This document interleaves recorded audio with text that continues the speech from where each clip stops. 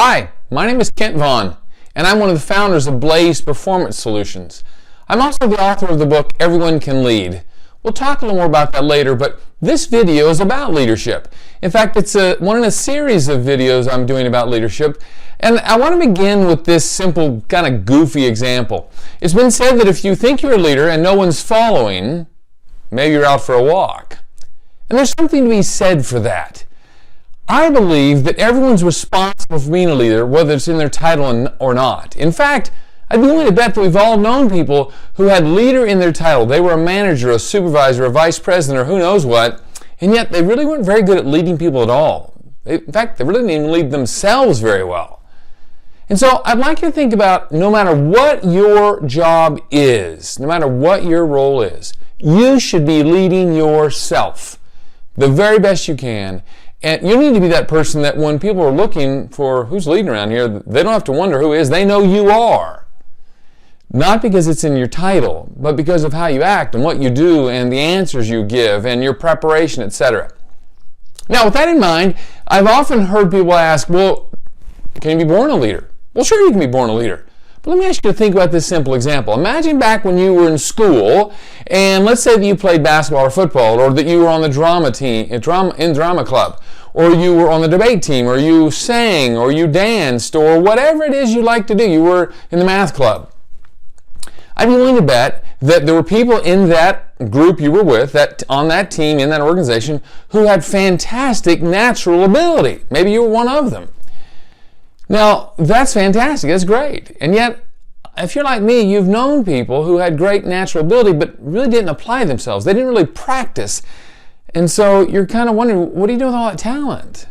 And yet, there are also people you and I have seen who maybe didn't have as much natural ability, but man, they really practiced hard.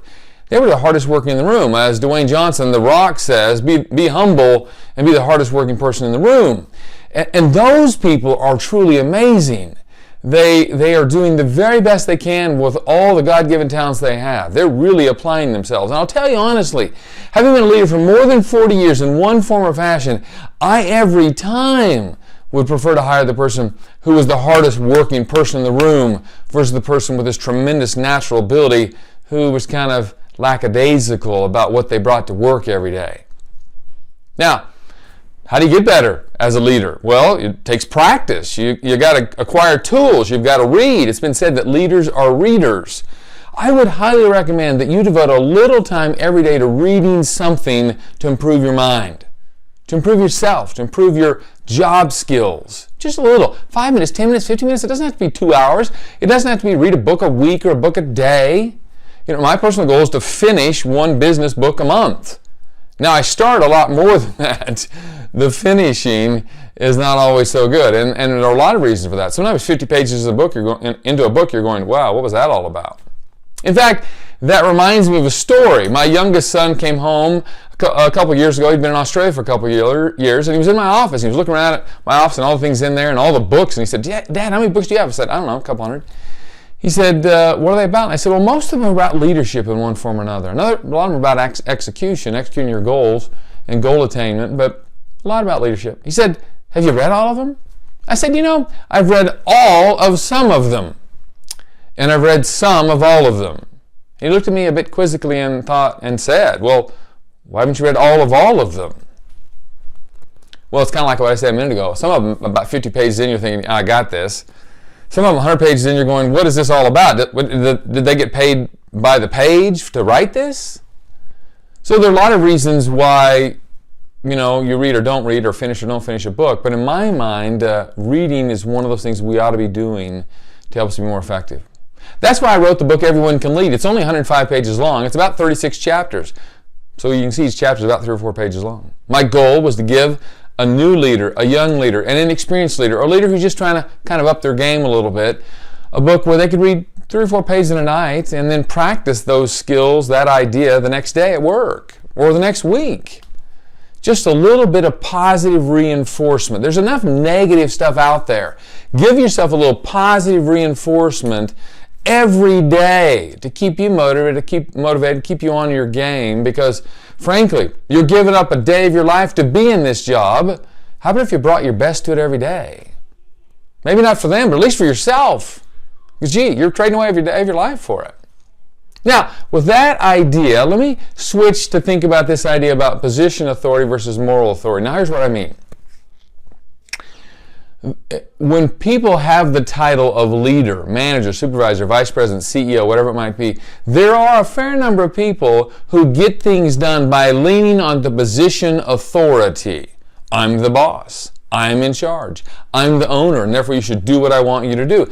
And a lot of people get things done because they lay down the law all the time. I'm the boss. You're not. Do what I say. That old saying that's not a particularly nice saying, but the golden rule is he who has the gold makes the rules. Not really the way it ought to go. But some people think that way. Now compare and contrast how much energy and effort you will give to a leader like that versus the leader who has tremendous moral authority. Now what do I mean when I say moral authority? They're honorable. They're a good example. They follow the same rules they expect you to follow. They believe in we, not me. If they're talking big about anybody, it's not themselves, it's about their team, about what people are doing. And finally, they're consistent at what they do and how they do it. Those are the kind of leaders that you'll run through a brick wall for. You can buy someone's back. You can buy their hands. But you cannot buy their hearts and their whole mind. You can buy pieces of it.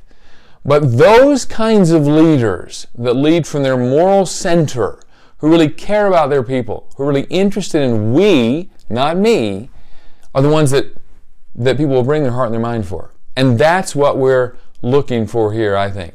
That we all need to be leaning on our own personal moral authority and developing our personal moral authority. The things you need to change, get that together. Get those things changed. So, where did I get this idea to write a book, and why did I start doing this? Well, first of all, I've been working in this space for decades. And I've been a leader in all kinds of ways. My first leadership responsibility was as the oldest son of 8 kids. That one lasted for years. And then I owned a little lawn mowing service when I was a teenager with my brothers, and we made some money at that. And over the years, I've had lots of different responsibilities. No matter how high up you are in the organization, though, there's still people you report to. There are people that you're responsible to and responsible for. But with that in mind, a good friend of mine, Brad Morgan, who is a dean at the University of Tennessee Law School, called me up one day and said, hey, can we have lunch? I said, sure. So we went and had lunch at a great Mexican restaurant in Knoxville, Tennessee, where I live. And as we were talking, he said, hey, listen, we're doing this big alumni conference next spring, and I'd like you to come talk about leadership. I said, why? And he said, why you or why the leadership? And I said, well, both. He said, well, I want to talk about leadership because in the law, we talk a lot about the law and how to be an effective attorney. What we don't talk a lot about is leading. Leading yourself, leading others, leading whomever. We don't talk a lot about that. And a lot of people become partners or have small firms or move up into responsibilities in businesses that they're involved with. And so we need to talk about leadership. He said, if you were going to talk about leadership, what would you talk about? And we brainstormed about a lot of ideas, and I said, hey, let me think about this for a few weeks and let's get back together. So about a month later, we had lunch again. He said, so what do you think it is? And I said, here's what I think it is. I think leadership boils down to 3 big ideas. Just 3. Everything else you can possibly imagine fits into these 3 ideas. Number 1, who are you as an individual? Are you honest? Do you have integrity? Or are you open to new ideas? You know, the list goes on and on. Number 2, how do you lead? Now, the easiest way to describe that is, are you a judge and a critic? Or are you a coach and a cheerleader? Now, the fact is, I think the best leaders are some of both. There are times when you need to judge things and be critical and use critical analysis and critical thinking skills about something that's not going exactly the way that it should. Absolutely, that's essential. But if that's the way you manage all the time, that brings a certain set of skill sets from people and maybe more of their back and their minds, not so much their heart. Their back and their hands, not so much their heart and minds. On the other hand, a great coach is continually looking for ways to coach and develop their people.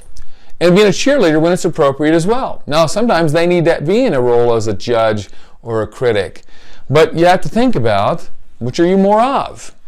And finally, and maybe most importantly as a leader, do you get results for your organization, for your team, for your organization? Can they count on you to get great results consistently day in and day out, week in and week out, year in and year out. Now, there are certainly going to be weeks and days and months and years that are better than others, but are you consistently doing the things with your team to get the results your organization needs? We created a whole process around this at Blaze Performance Solutions called the 3 Keys to Execution, and a fantastic tool called the Execution in Your Pocket, because this is so important. But it really boils down to this idea: as a leader, I'm responsible for helping my team get results. That's what they're looking at me to do. Now look at pro basketball, pro football, college football, basketball, baseball, any team you can imagine, anything you can imagine. If that team doesn't win consistently over time, are they going to stay around for very long? The CEO of your local hospital, your local doctor, if she is not successful as a doctor and help you get better, are you going to continue to hire her as your doctor? If she's the CEO of the hospital and they're not getting good results at the hospital and taking care of patients and have great patient satisfaction, is she going to remain the CEO of the hospital? Not for very long. So for every one of us, no matter what our role is, we need to get results. Even as a parent, among other things, our goal should be to help our kids become productive citizens in the world around them. All of this is so exciting to me because I think all of us want to be better and more effective leaders. It isn't easy, but with some consistent effort, we can all get better at being leaders. Now, over the next few videos, I'm going to talk more about those 3 parts. How do you lead yourself? How do you lead others? Do you get results? So watch for those videos. Thanks so much for your time and for your interest. Again, this is Kent Vaughn with Blaze Performance Solutions. Have a fantastic day.